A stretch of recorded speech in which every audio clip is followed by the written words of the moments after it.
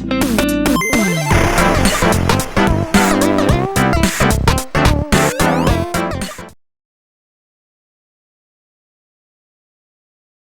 and welcome to Finn's Forza Zixerupper. I'm Zach. And I'm taking... Zach, what are you doing here? Shut up and get in the van, Finn. How do you even... Hey! And I'll be taking one of the over 640 cars in Forza Horizon 4 and giving them a bit of a makeover. The year is 1971. Evel Knievel sets a world record by jumping 19 cars on a motorbike. In Belfast, Led Zeppelin debuts Stairway to Heaven for the first time. In October, The French Connection is realised and becomes a cult classic. And down in Kent, someone had the quite frankly insane idea of slapping a Ford GT40 chassis onto a humble Mark I Ford Transit and bombing it around Brands Hatch at 115 miles an hour. The first Ford Transit supervan was born. Over the years, there has been no less than 4 different versions of the supervan. This is the latest version, the 2011 Ford Supersport van. It boasts a, oh lord, here drinking, 3.2 litre turbo diesel 5-cylinder engine that delivers roughly 2,100 RPM. See, this is all just car nerd speak to me. I haven't got a clue what any of this means. All that extra power is funneled through a 6-speed manual transmission and ejected through 2 aluminium exhausts, producing just shy of 200 bhp.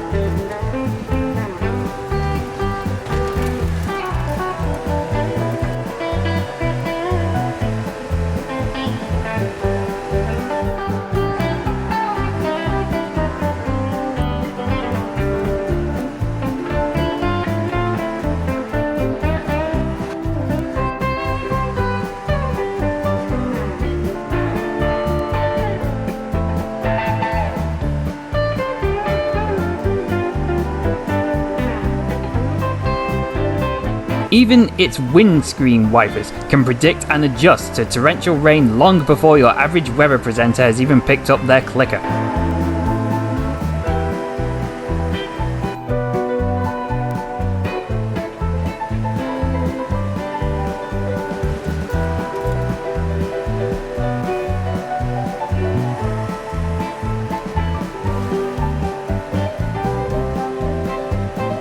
The UK division at Ford sought to maximise the power-to-weight ratio by housing the front engine, rear-wheel drive utility racer inside a shorter than usual wheelbase.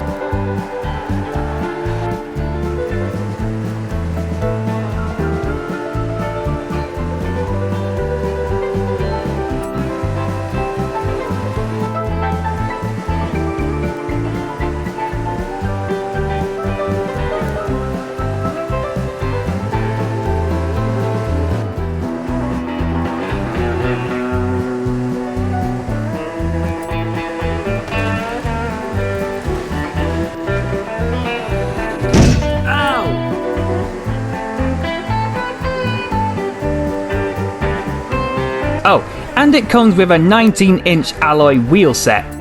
You know, as standard.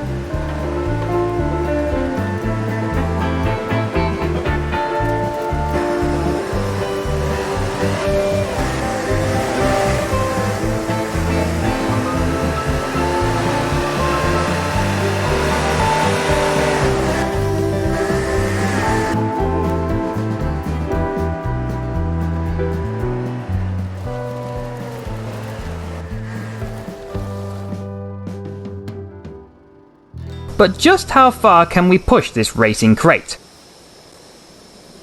Let's find out. First of all, let's attach a lightweight street body kit made of a hybrid plastic rubber compound. Next, we'll move on to increasing the raw power of the Transit. We're swapping out the diesel engine for a larger 6-litre V8 engine with a displacement supercharger ripped straight out of a Dodge Charger. We're following that up with a racing spec twin exhaust. Wait a minute? 666? I know that song. Oh, where was I? Ah yes, intercoolers. The Transit gets a rally strength intercooler and a brand new oil and cooling port. The standard flywheel is replaced with carbon fibre. The Supersport van's lung capacity is further improved with a racing intake camshaft and valves. God, so much car nerd speak. Taking a break from the engine, let's move on to the transmission. We're changing the drive shaft for a lighter alternative, and the vehicle receives a high-tech pacemaker in the form of a digitally assisted racing transmission. The handling is enhanced via racing suspension and high-performance brakes. All the unnecessary weight is removed by ditching the spare tyre and the toolbox. And spades, cement mixer, circular saw, 16 2x4s, sleeping bag, dodgy magazines, overalls, bodies of my victims, bucket of hacked flies, power drills, blue tarp, grandma's armchair, a Queen CD, oh I was looking for this, but not Finn! Aww. Finn stays where he is. The alloy wheels are great and all, but I think we can do better with Horizon Festival's own racing tyres, which we'll be employing rather than the 315mm tyres at the rear and the wider 21-inch rims at the front. Extending the rear axle will give us some added grip in the bends. Finally, the stock rims are being replaced for the 0Z F1 racing rims instead. Returning to the second part of the engine makeover, the block is acid dipped and polished to a dragster spec with lighter pistons included as well. The beefier displacement supercharger is installed to really boost those speed stats.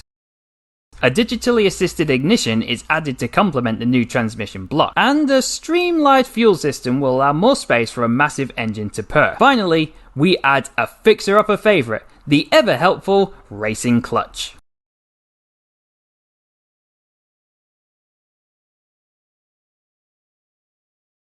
Moving on to the paint shop, we first replace the stock livery with a more subdued charcoal finish. The rims get a gloss red coating and blackout windows are installed to really cement the news van vibe. Next we go on to the decals and the vinyls. To break up the block colours, we use this off-centre curve, effectively splitting the van in two. This is doubled up and recoloured twice to make the sections less sharp. The rear section is then filled with a simple grey rectangle. This is then carried on through the rear doors and the roof. The other side is wrapped using the insert all from the right-left side feature. Is it just me, or does this all look like an A-Team van now? I smell a copyright claim. With those grouped together, we need to add text. Upper letters 7 acts as Forza's version of impact, the font used more commonly in memes. Using the same technique as in the previous episode, we take the first letter in the title and stamp it as many times as there are characters in the word, going back to the other letters later and switching them out via change vinyl shape menu.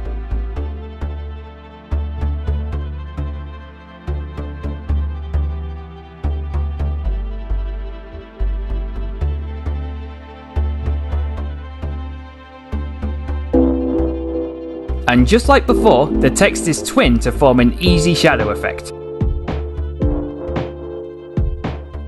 There isn't much time spent in the group vinyl window this time, as the van has plenty of flat white space to build on. However, to make an endlessly repeating film strip, we'll need to break away for a moment. The good news is the strip is dead easy to make, consisting of just 3 vinyl shapes: a beveled rectangle, a long rectangular strip, and concave right angle triangles. Starting by framing the white bevel triangle in a long black strip, then fill in the gaps at the corners with concave right angle triangles. More beveled rectangles form the strip of holes either side of the cell. Ensure you leave a beveled rectangle overlapping at either side so that they will easily join up and tessel later. Back to the van, let's place the newly made group vinyl at the top of the van and repeat it straight across from rear to hood. I took the liberty here of removing the white cell from each vinyl as I felt it blended better with the rest of the design. This is further copied to fill the space just above the side skirt, as well as the rear doors, which are finished off with another strip vinyl to plug that gap. We replaced the strips touching the charcoal bodywork with white to create a negative exposure effect.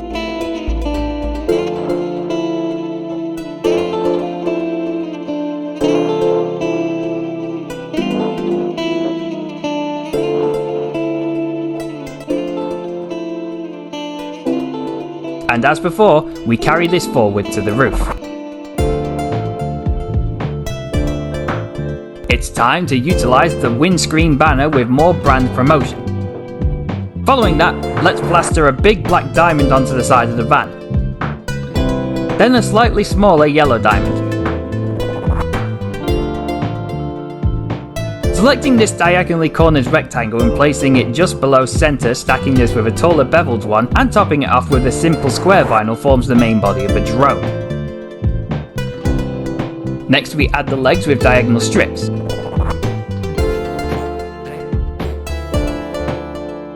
To give the illusion that the drone is mid-flight, this internal gradient circle is placed at the end of each leg.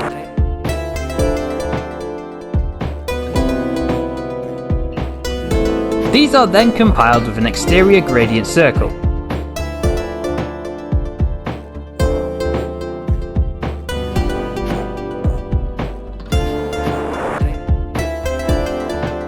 To better cement the fan blades in place, we're topping off the legs with solid black circles.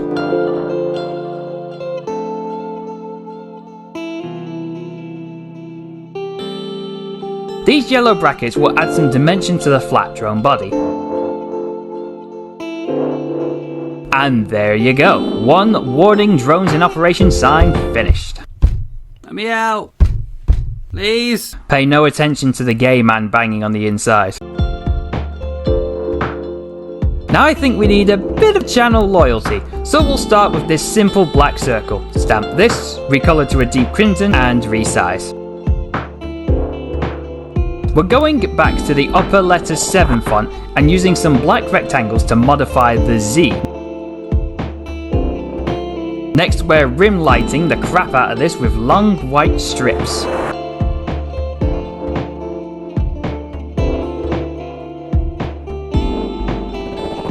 It was here that Finn realised he fucked up.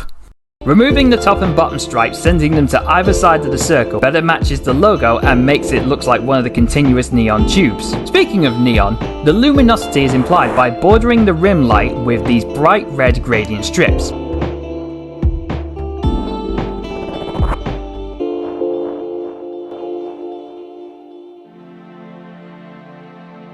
By contrast, the top and bottom of the Z has no neon light to it and as such needs to be darkened with twin semicircles. To finish off the look, we're bordering the whole thing in white.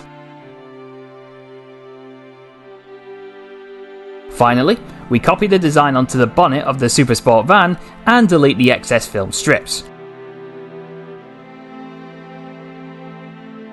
We are on to the final stages now. Moving the rear doors, we copy the drone sign onto the back. Time to add the drone crew credits using the same font as before.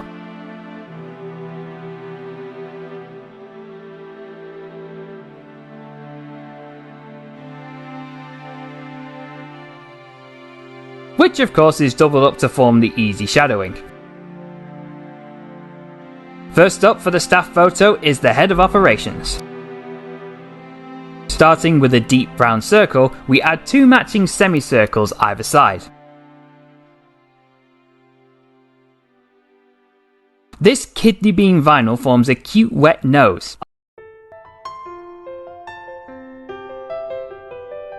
A lighter brown oval forms the muzzle.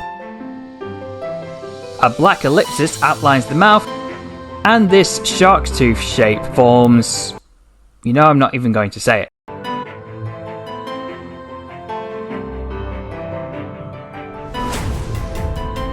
Next is the strawberry wowie pop, which is just a pink oval and white strip that we stuck under the top jaw. Originally, the eyes were just going to be the other set of semicircles until I remembered the shark tooth design and then used that instead. It looks a lot more aggressive here. The iris and pupils are then filled with semicircles mentioned earlier. Using the same off-center curve from the very start of this transformation forms Sergeant Cuddles' distinctive scar. Next up is the director of photography. Starting with the pale pink oval, we add a burnt orange police shield vinyl to form a long, luscious ginger beard. This S-shaped curve will be perfect for the thick red mustache. Next, we toss a few fabulous flowers into the beard to spruce it up. The bushy eyebrows are formed from two lopsided S vinyls. The swept-back pompadour is constructed from a squashed egg accompanied by long, flowing raindrop locks. Simple emerald and black circles from his enchanting eyes. Next up is the beard braid. Start by placing a grey trapezium top and bottom centre of the beard and complete with a darker rounded strip.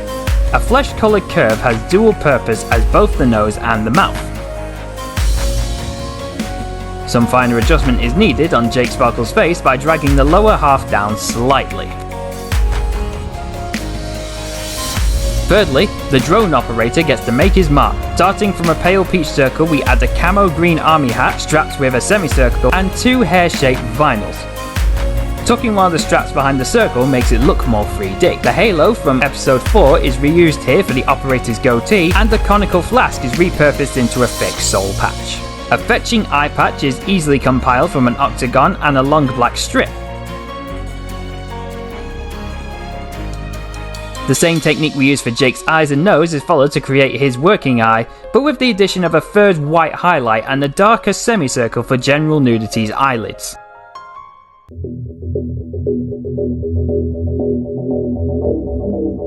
Finally, we move on to the driver. A flat oval raindrop S-shaped curve and two teardrops are grouped together to resemble a purple pointy hat.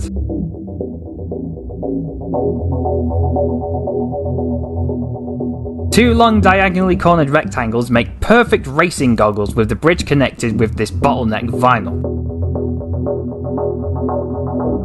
The goggles are buccaned with grey rectangle knees, and the elastic strap is made from a few of these thin pointed curves and a charcoal hair strand vinyl.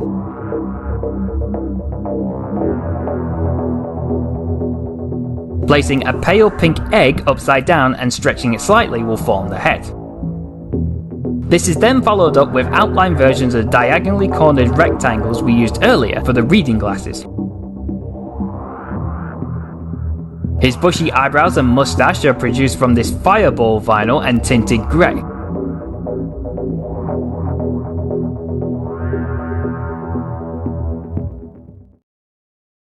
Just like Jake, a grey police shield becomes a long flowing beard. Finally, the kidney bean vinyl makes a return of Eugenian's exposed ear.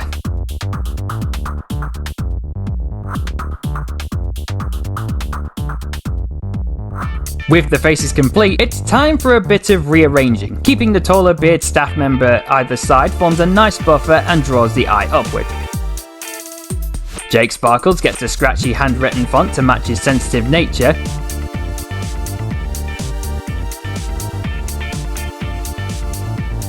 He even stars his signatures like Krusty the Clown. Maybe they went to the same college.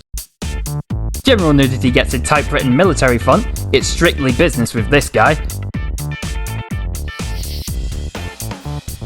And Sergeant Cuddles is a grizzled toy veteran, so he gets a font as old-fashioned as his soul.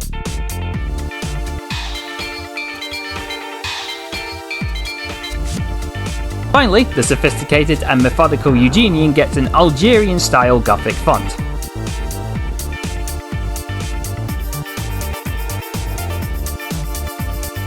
Now onto the finishing touches. Another Z logo is housed in the blank space at the rear. Inserting all from left-right sides ensures the sides are matched. The text will need cutting and reapplying to make sure it's legible. Lastly, 3 drone warning signs are applied to the front bumper.